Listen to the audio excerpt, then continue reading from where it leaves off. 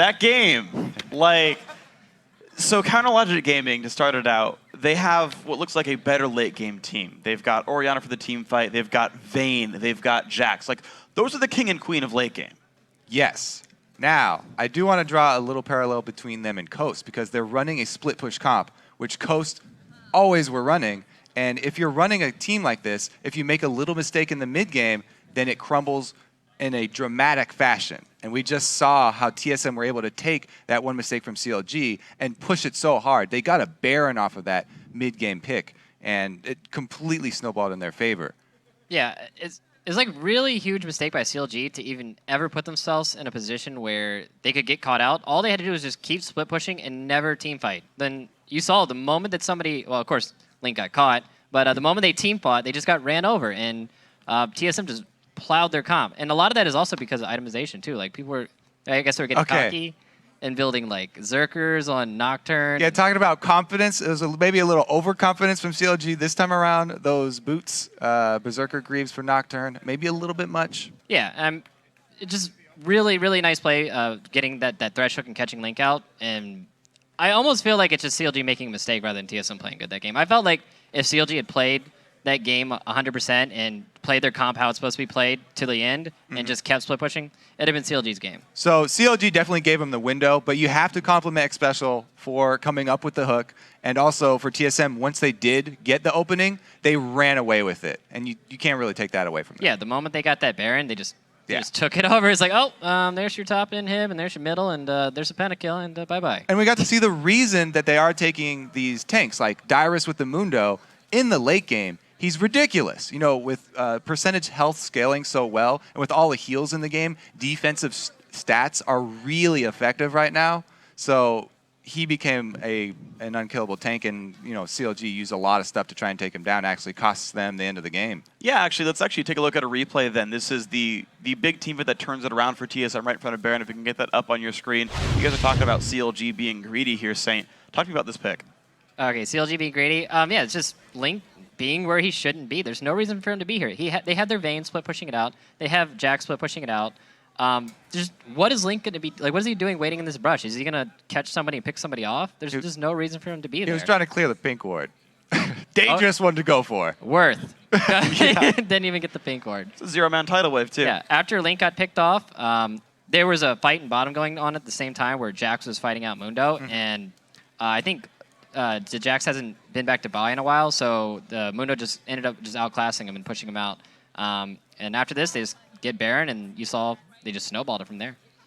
Yeah, so CLG, like, it was weird because, you know, CLG Gaming, of course, making mistakes. TSM bided their time for like 10 minutes there, right? They're just like, okay, we're fighting Vayne, we're fighting Jax. Like, do you think it was, obviously it worked out for them, but do you think it was smart that they're like waiting around for these champions to scale up? Are they just looking for an opening knowing they're behind, or were TSM too afraid to make a move? Well, defending pink wards is one of the most common ways to get those turnarounds in the end game. So TSM did a good job with that one.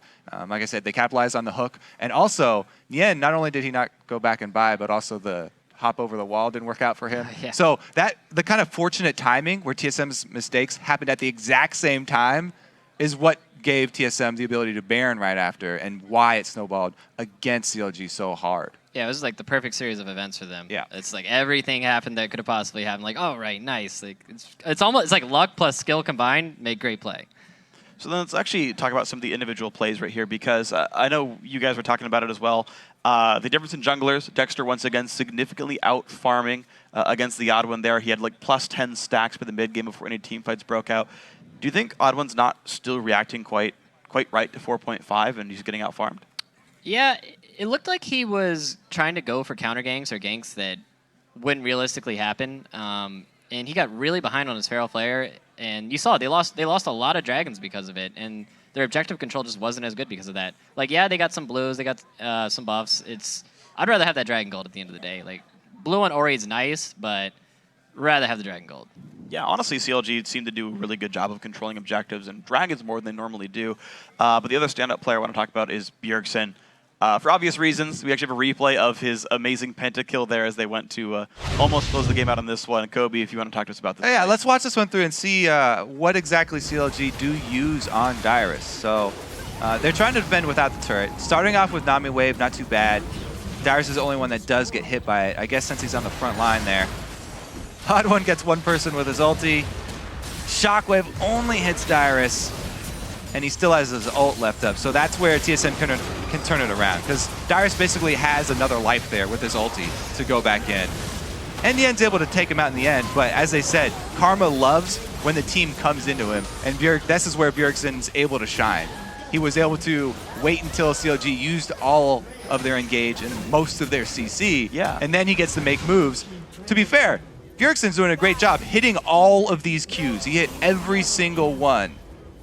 And Yeah, he was really on point. That's how you get the pentakills. I liked how they played their team comp too. It's just like, hey Mundo, go run around and soak up their abilities for a while and look like you're about to die, and here's like some shields, and we're gonna engage now. And that Karma did so much damage. I didn't expect any of that. I don't think CLG did either. And I really like, this is really the difference between having those tank stats in this meta where there's all these heals, there's all these shields that are going on, versus a split push team comp that doesn't get the split push. Like, everybody's building offensively, and in the team fight, they didn't have anyone who was able to soak anything up. Yeah, they just didn't build right for team fight, it looked like. Yeah, and as soon as TSM kind of grouped together, they made it all happen. So that's interesting to me to look at the Karma coming out there, because she was actually super popular as a top laner in Europe. Like, Diamond brought her out to jungle. Yeah, so I was playing him. There were a couple other top laners. I'm forgetting the names right now. But, like, then she came back this season support. Now she's back as a mid laner as well. Like, I know we're seeing a lot of support mids, like, who deal damage and whatnot, you know, and all the shielding. But, like, I don't know. It's weird. Like, Bjergsen's, like, I guess, the guy to bring Karma mid. Bringing it out from Europe, bringing himself over. And then, you know, she's making this giant impact. Like, this is now a champion to worry about. There was some guy in solo queue that kept playing it for a long time. I think he might have, like, picked it up off him. I'm going to have to ask him on that. There's definitely a chance for that one.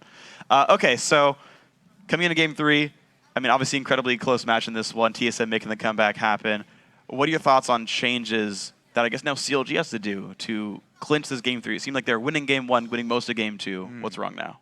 I think they just need to stick to their guns. They picked this split push team comp, and then you saw they had that one fight where Nocturne and Jax randomly engaged mid, and then they ended up losing 2 people, but they got Dragon. And it looked like they had the right idea with how they wanted to play their team comp, and then they just forgot it mid-game. So, kind of weird decision-making. I think the onus is still on TSM, actually, to make changes. Even though they won this game, there's still things that they have to clean up. And I want to call back to yesterday, actually, Curse were able to make adaptations midway through the set, where they cleaned up their early lane swaps and were able to actually match the speed of turret taking. TSM actually has to do that towards the mid-game, because they're fine with the early 2 taking turrets. It's the mid-game movements around the map after those turrets are down that they do need to clean up a little bit. All right, well, we'll see if they can make those adaptations, guys. We're going to take a quick break, but when we come back, we'll see who advances to the finals and a shot at the Spring Split title. It's Game 3 between Team Solo Mid and CLG Gaming right after this.